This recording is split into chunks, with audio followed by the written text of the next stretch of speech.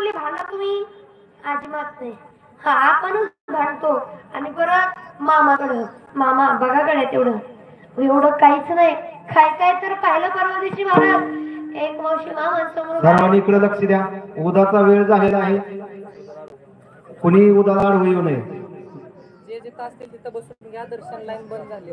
दर्शन line बंद झाली. जे जिथं असतील तिथं बसून घ्या. बकऱ्याकडे गेलेले साईडला सरकून बकऱ्याकडे गेलेले साईडला सरकून बसा. विठाल विठाल विठाल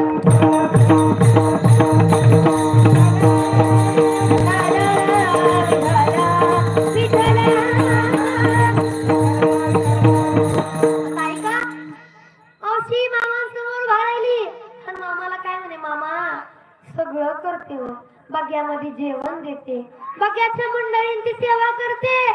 प्रत्येक बग्यात जाऊन तुमची पूजा करते मामा. पण यंदा तरी सून मुख बघू द्या. पोराचं लग्न कुणाला हे पण काम मामानेच करायचं का? किती अवघड आहे महाराज. तुम्ही म्हणता यात नवाला आताची लेकरू सुद्धा मामा यंदा तरी कुणाच्या तरी उखाण्यामध्ये येऊ द्या आमचं नाव. एवढं अवघड झालंय हे. मागणारे काय मागतील हे सांगत नाही. पण बारीक सारीक गोष्टी करता जावं का मामांकडे? जगाचा भार वाहतात म्हणजे आपण सगळा भार मामांवरतीच टाकावा का? म्हणजे हा संसाराचा भार टाकायचे नको त्या गोष्टी मागायला लागल्यावर कसं व्हायचं महाराज? कारण मामा संत आहेत. नवे नवे भगवंत सुद्धा मामाच आहे. सगळं काही मामा अहो मायबाप होऊन आपला सांभाळ करतात. आता एक संत ही उपाधी सगळ्यात मोठी आहे आणि संत ही उपाधी मोठी असताना मायबाप म्हणायचं काही कारण होतं का? तर मायबाप याच्या करता म्हटलं आई लेकराला जन्म देताना जेवढ्या वेदना सहन करते तेवढ्या वेदना माझ्या साधू संतांनी माझ्या बाळूमामांनी या जगाला घडवण्याकरता जगाचं कल्याण करण्याकरता तेवढेच त्रास सहन केले. जगाला घडवण्याकरता विचार करा. अगोदरच्या काळात लोक कोण बाळूमामा मला नाही जायचं. आज 30 लोक फक्त बाळूमामांचं एकदा दर्शन व्हावं म्हणून क्षणाक्षणाला तरसतात नाही का? साधू संत ओळखायला येत नाहीत महाराज. पण इथं आले ना आपला उद्धार केल्याशिवाय इथून जात नाही.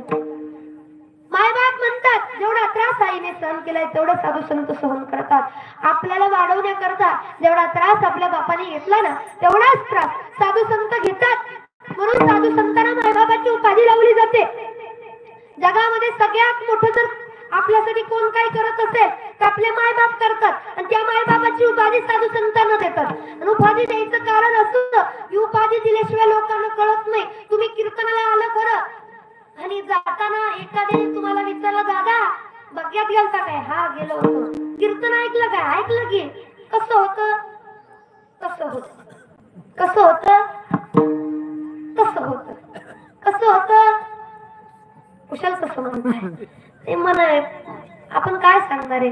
त्याच्याकरता आपल्याला काय करावं लागेल? तुलना करून कीर्तन एक नंबर होतं. कीर्तन असंच होतं. कीर्तन म्हणजे आपल्याला काहीतरी तसं साधू संत कसेच होणार तुमचे आमचे साधू संत तसेच म्हणून जमेल का? तसं म्हणजे नेमकं कसं? तर आमचे साधू संत हे मायबापासारखे लेकरू होऊन आम्ही लेकरं झालो ना तर साधू संत मायबाप होऊन आमचा सांभाळ करतात.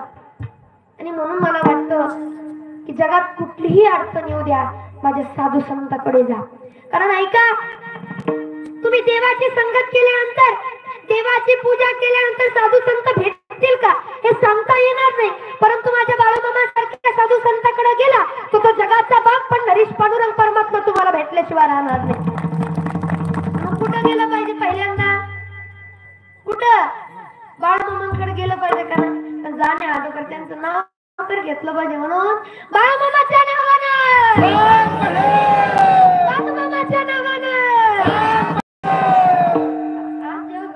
दुसरं काही करायचं. जेवढं जास्त त्यांचं नामचिंतन करतील तेवढं करायचं महाराज आपण. कारण त्यांच्यासारख्या जगामध्ये कुणी मोठं नाही. तर या कलियुगामध्ये सगळ्यात थोर कोण असेल तर कोण आहे? साधू थोर जाना साधू थोर जाना